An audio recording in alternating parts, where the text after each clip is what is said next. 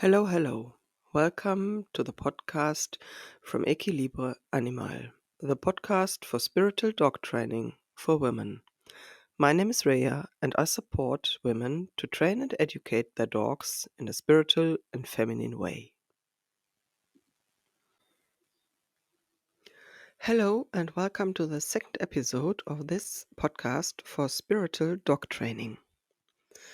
Today, I want to explain what I mean with spiritual dog training. So there is no common definition for spirituality. Spirituality is something mental.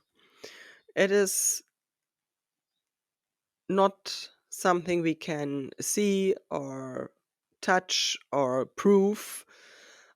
And we humans in our world, we have created a system, a society that is based on facts we can prove. The spiritual mental things are mostly religious, and it's not so it's not so popular because we cannot prove it. We don't know if it's real or right or whatever. So we like to orientate ourselves in a world that is clear, and for that we have a lot of science. We have a lot of definitions of rules that are very functional. And we train our animals and our dogs also in this way. We use our leads to, yes, maybe punish them, to walk on lead, to follow us, to do what we want. We train them with cookies, and training dogs with cookies is a special theme. I will make an extra episode too, because it's for me it's difficult. It is for me not a positive way to train my dog, but this is something else. So we use fear and, yes, fear for the dogs to or the animals, horses. They are forced to follow us, so we can keep control. And a spiritual way to work with our animals would be to listen to them, to work on a mental base, like animal communication, trusting our feelings, our intuition, observing them, watching their signals, their body language, their behavior, asking what does my dog want to tell me? Is he happy? Does he feel confident? Does he feel safe? So we often have the situation that, for example, a fearful dog on the lead doesn't want to go the street or have meet another dog, and we force them. We punish them with the lead, or we try it with cookies, but we do not listen to them. We say where the fear is the way, and we have to watch it and to go through it. Why not changing the direction? No, this is weak. This is something for girls. We do not do that. We have to be strong. We have to be clear. We have to be the boss. We have to be the leader. We have to be the alpha. So, and this is a very military based education. A military based education is okay in its own world, but we are normal family people with normal family house dogs that shall be our partner, our friends, family members, and hopefully We should not do that with our kids. If I go somewhere, of course, the kid needs to know rules. I cannot go with a kid and into the through the city, and the kid runs everywhere on the road, on the street, and we have a car crash. And that's the same with the dog. The dog should be able to walk on lead or to listen, like kids. But children, we explain. We try to be to show them how to live in society. With the dogs, we try to, yes, just to force them, to punish them. We do not try to explain because we think they don't understand, and that's wrong. It's just wrong. Dogs, animals understand so much. They do not have a language, a speaking language. We humans, we are talking the whole day, blah blah blah. Um, and this is something not.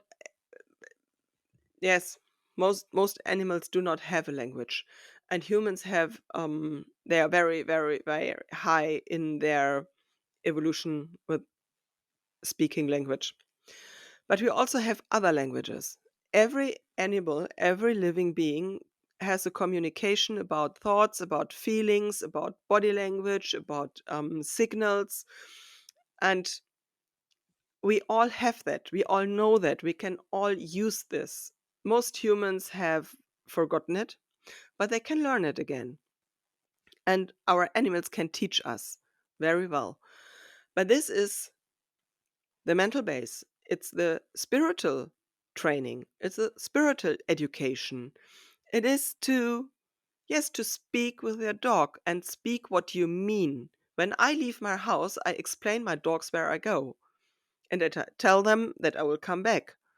And when I'm back, I greet them and I explain where I've been and what I've done. And I also explain them when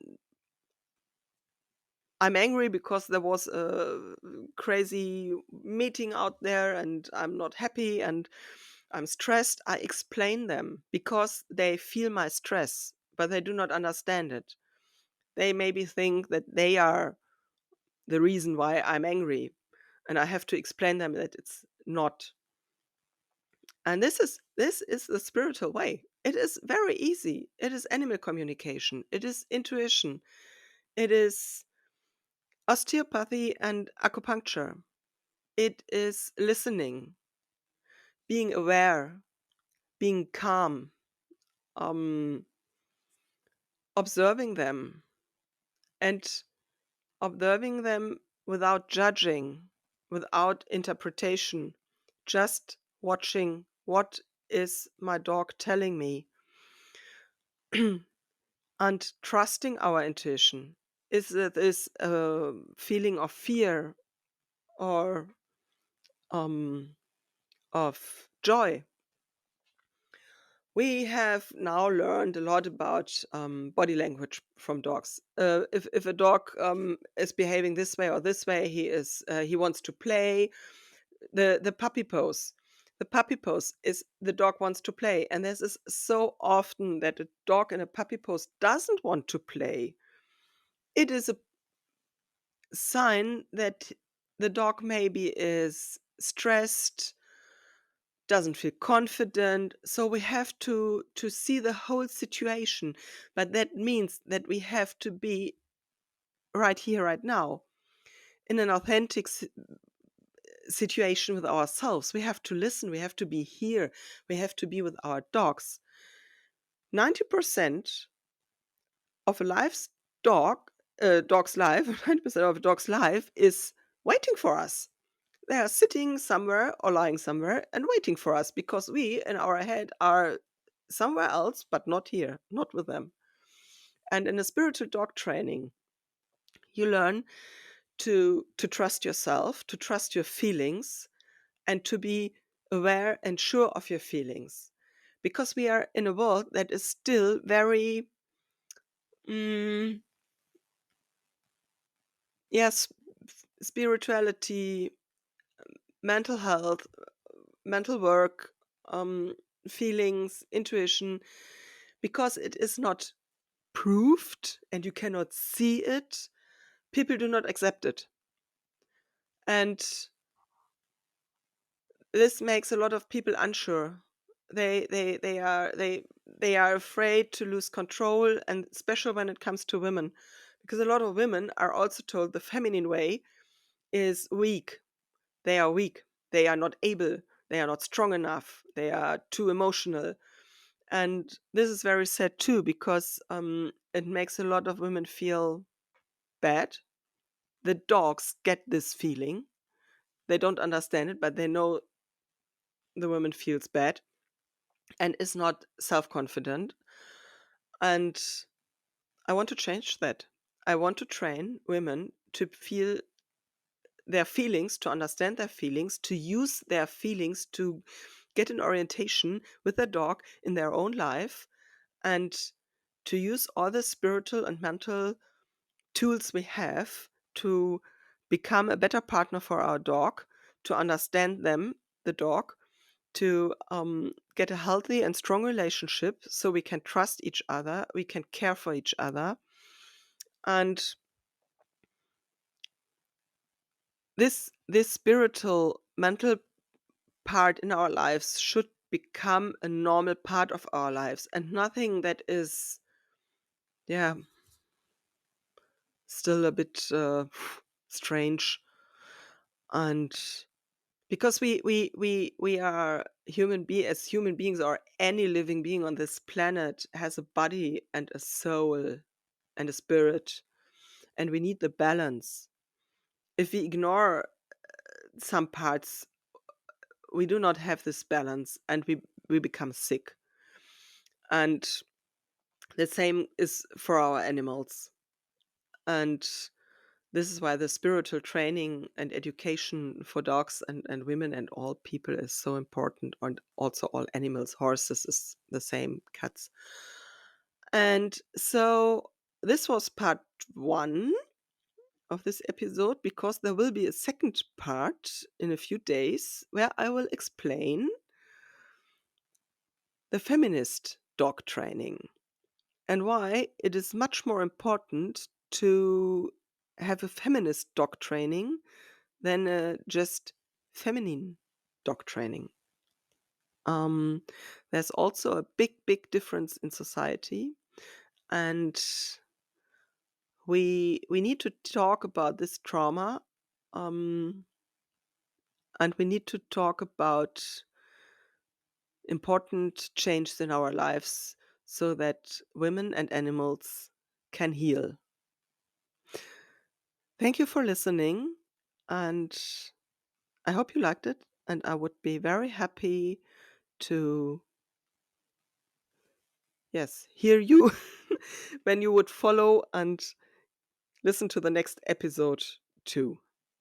Bye.